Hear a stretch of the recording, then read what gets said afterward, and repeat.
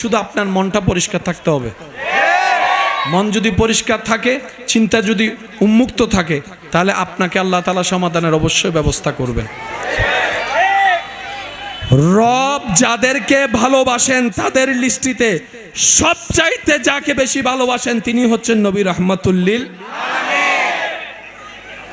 আল্লাহ আমাদের নবীর চাইতে আর কাউকে বেশি ভালোবাসে। কিন্তু বড় অবাক করা বিষয়, সেই নবীকে আল্লাহ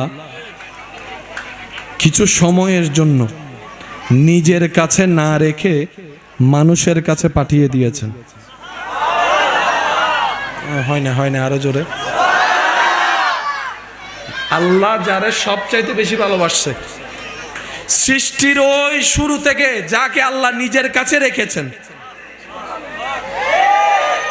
কাউকে দেখতেও দেয়, ধরতেও দেয়, ছুঁইতেও দেয়।